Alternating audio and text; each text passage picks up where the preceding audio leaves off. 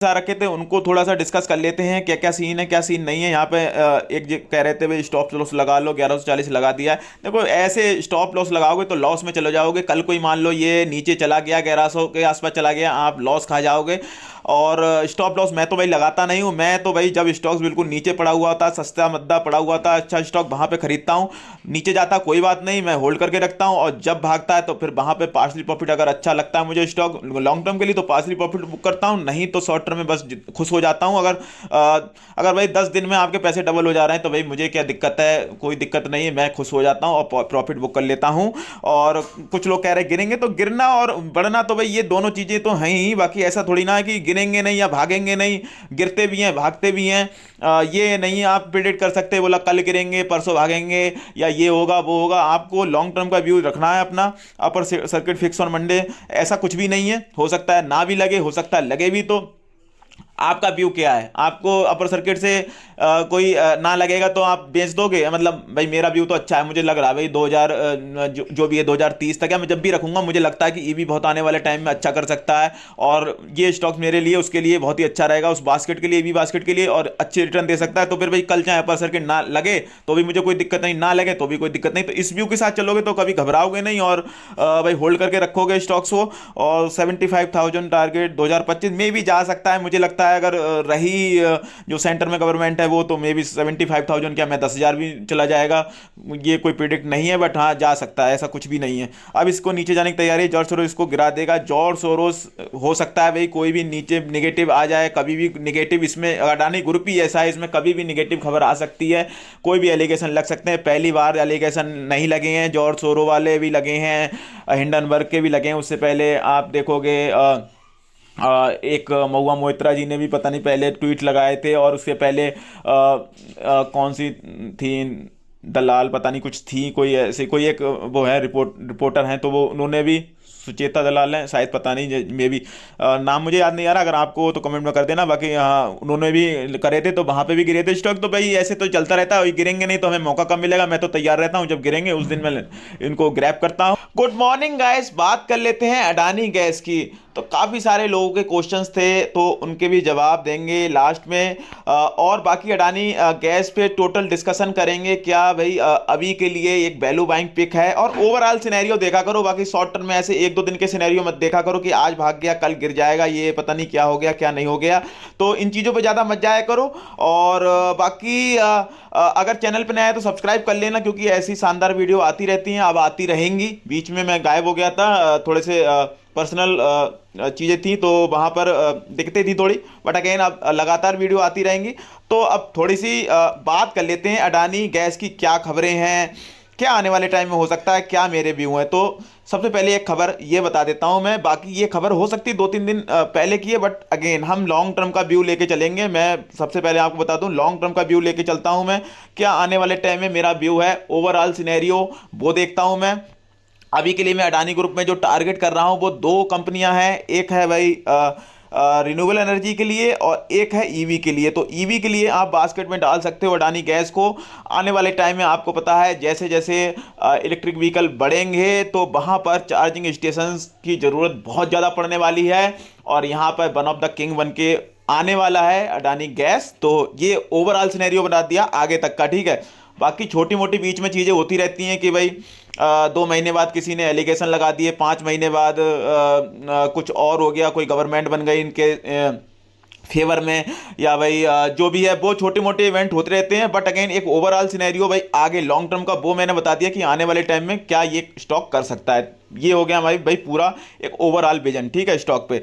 अब बात करते हैं भाई क्या सीन है। तो ये खबर थी ATGL launch green hydrogen blending pilot project at Ahmedabad. तो ये भी है कि भाई ये अभी के लिए ग्रीन हाइड्रोजन ब्लेंडिंग कर रहे हैं, और ये पायलट प्रोजेक्ट है अभी, मतलब इसकी शुरुआत है, और इसको थोड़ा सा देख लेते हैं क्या सीन है इसमें। तो यहाँ पे आपको देखने को मिलेगा ATGL will use latest technology to blend green hydrogen with natural gas for over 4,000 home and commercial PNG customer during the pilot phase. Project will enhance existing infrastructure, diversify energy mix, develop hydrogen ecosystem and reduce CO2 emission by 4%। तो जो COP28 अभी सम्मेलन हुआ था carbon उत्सर्जन कम करने के लिए, वहाँ पे बैठक हर साल होती है आपको पता है, तो वहाँ पर इन्होंने ये बताया भी है और CO2 इमिशन ये बता रहे हैं कि भाई 4% कम कर देंगे जब ब्लेंडिंग करेंगे ग्रीन हाइड्रोजन की और ये चीज़ें हैं नेचुरल गैस में।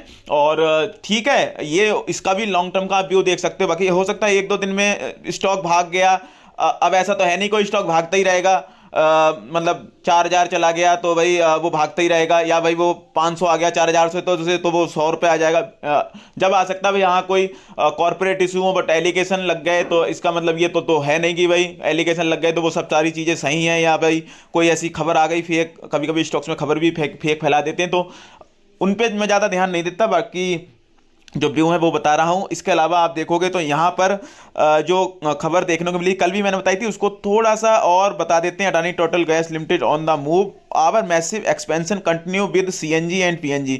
तो CNG और PNG में एक्सपेंशन है, इसके साथ CNG PNG में क्या कर रहे हैं, ये ग्रीन हाइड्रोजन मिक्स कर रहे हैं नेचुरल गैस में, और उसके बाद इसमें कार्बन इमिशन भी कम कर रहे हैं। तो ये एक पॉइंट ये हो गया। इसके बाद compressed biogas and e-mobility, we are target for installing 75,000 EV charging station by 2030।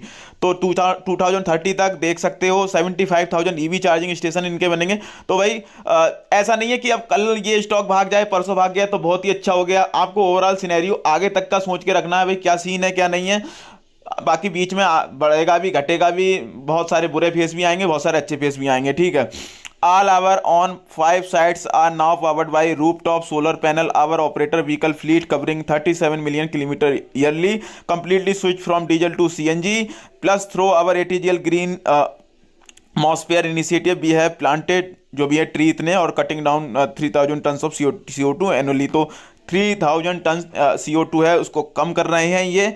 तो ये खबर है, इसमें भी लॉन्ग टर्म के बारे में देखो मेरी सोच है ईवी के लिए, क्योंकि ईवी जैसे जैसे बढ़ेंगे आपने देखा ही होगा ईवी बढ़ती जा रही है और शिफ्ट हो रहे हैं लोग, स्विच हो रहे हैं, और ईवी बढ़ेगी तो भाई आपको पता है भाई इसकी तो ज़रूरत पड़ेगी जो भी है ईवी चार्जिंग स्टेशन की। और इसमें आपको देख ही रहो ATGL सबसे आगे जा रहा है इस समय के लिए। आने वाले टाइम में हो सकता है और प्लेयर आ जाएँ, इसमें एक प्लेयर टाटा पावर भी है, बट अगेन ठीक है अभी तो कई सारे प्लेयर भी आ सकते हैं, बट अगेन आपको पता है टिकता वही है, बड़े जो प्लेयर होते हैं। बाकी छोटे मोटे प्लेयर तो ऐसे कई आते हैं।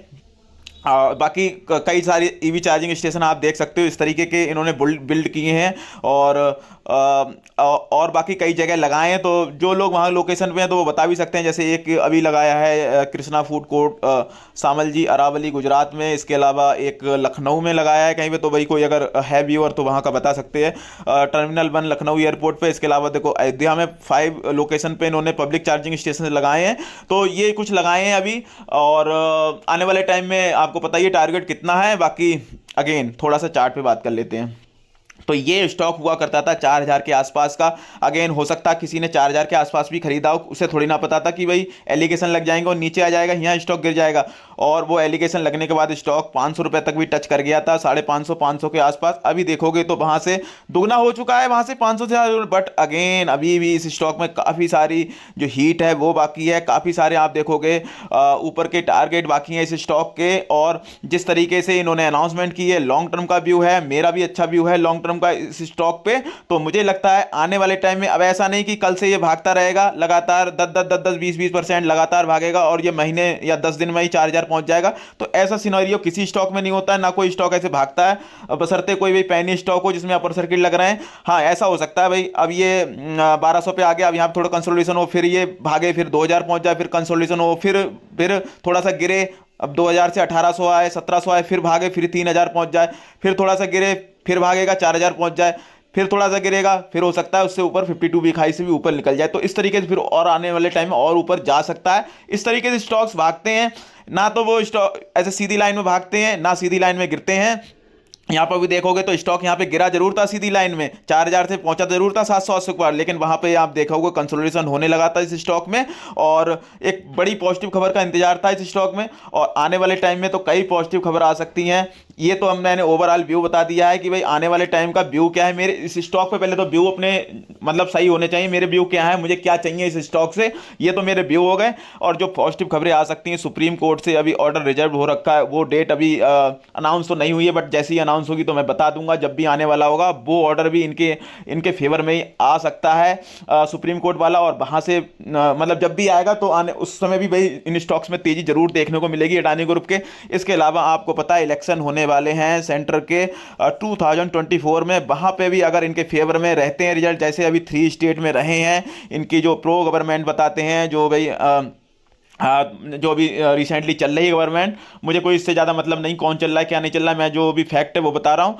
तो अगर वहाँ पे आती है तो मुझे लगता है फिर ये स्टॉक्स और ज़्यादा भाग सकते हैं, क्योंकि भाई अगले 5 साल और इन्हें मिल जाएंगे और वहाँ पे एक्सपेंशन और कर सकते हैं ये। और उसके बाद स्टॉक्स में भी बहुत ज़्यादा तेज़ी देखने को मिल सकती है। तो ये कुछ चीज़ें मैंने बता दी हैं। बाकी अब ये थोड़ी ना कि भाई जिस दिन आएंगे रिजल्ट चुनाव के उस दिन मैं लूँगा, या भाई जिस दिन सुप्रीम कोर्ट रिजल्ट आएगा उसी दिन मैं लूँगा, तो भाई हो सकता है भाई उस समय सर्किट लग जाए या आपको ना मिल पाए। तो भाई जहाँ पे आपको वैल्यू दिखे वहाँ पे आप ले सकते हैं। अभी भी कोई ज़्यादा भागा वो स्टॉक नहीं है, आप देखोगे तो 4000 का स्टॉक आपको 1100-1200 पे मिल रहा है, तो भाई काफ़ी ज़्यादा डिस्काउंट मिल रहा है और डिस्काउंटेड है। बाकी मैंने अपने व्यू बता दिए हैं, बाकी मर्जी आपकी है। और ऐसा नहीं है, एंजॉय करना है, शॉर्ट टर्म के लिए लेना है तो भाई हो सकता है यहाँ पे भी प्रॉफिट बुक कर ले। भाई किसी ने 500 पे लिया शॉर्ट टर्म में, उसके 10 दिन में 15 दिन में 1000-1200 पे पहुंच गया, तो भाई वो पार्सली प्रॉफिट बुक कर सकता है। लॉन्ग टर्म वाला है तो भाई 1200 पे पार्सली प्रॉफिट बुक कर लिया, बाकी पे राइड कर रहा है। पार्सली प्रॉफिट का मतलब है जैसे आपने 500 शेयर खरीद लिए, 100 शेयर बेच दिए 1200 पे, अब ऊपर जाएगा तो और 100 शेयर बेच देगा, ये तो पार्सली प्रॉफिट। बाकी अगर लॉन्ग टर्म का व्यू है तो भाई आप होल्ड कर सकते हो। ऐसा नहीं है कि अब 1200 पे हो सकता है बाद में 2-4 दिनों बाद और ना भागे, नीचे गिर जाए, 1000 पे आ जाए, 900 पे आ जाए, उसके बाद फिर दोबारा से भागे, तो फिर आप ये पछताओगे यार मैंने प्रॉफिट बुक नहीं किया, यार नीचे आ गया फिर से। तो ये व्यू अगर लॉन्ग टर्म की हो तो ये व्यू नहीं देखनी है। बाकी शॉर्ट टर्म में तो जब आपको प्रॉफिट हो जाए तो आप प्रॉफिट बुक कर सकते हो। और अगर आप देखोगे डे कैंडल पे, तो डे कैंडल पे देखोगे तो RSI यहाँ पे 90 के ऊपर चली गई थी। मैं ओवरबॉट जोन में मानता हूँ, और ओवरबॉट जोन में कभी प्रॉफिट बुकिंग आ सकती है, और प्रॉफिट बुकिंग देखने को मिली भी थी। यहाँ पे देखोगे तो 10% का सर्किट के आसपास था, उसके बाद वहां से प्रॉफिट बुकिंग देखने को मिली और बिल्कुल ही यहाँ फ्लैट क्लोज हुआ था, ये क्लोजिंग थी इसकी। आने वाले टाइम में मुझे लगता है कि इसमें तेजी देखने को और मिल सकती है। हो सकता है परसों ना मिले, हो सकता है 2 दिन बाद ना मिले, हो सकता है थोड़ी सी RSI इसकी थोड़ी सी अगर न्यूट्रल हो जाती है उसके बाद फिर से आपको इसमें हीट देखने को मिल सकती है। तो ऐसे स्टॉक भागते हैं, ऐसा कोई स्टॉक नहीं जो लगातार भागते रहे। बाकी एक्सेप्शन खाली ऐसे पेनी स्टॉक्स होते हैं जहां पे भाई पेनी स्टॉक्स में आपको पता है ऑपरेटर भगाते रहते हैं स्टॉक को, तो वो चीज़ें अलग हैं, उन पे मैं नहीं जा रहा हूं। मैंने जो व्यू है अपने बता दिए TGL पे। बाकी इन दैट मर्जी आपकी है, पैसा आपका, फाइनेंशियल एडवाइस पूछ सकता है, अपना व्यू बना सकते हो। सुननी सबकी करनी अपनी चैनल को सब्सक्राइब कर लेना, वीडियो कर देना। जय हिंद दोस्तों।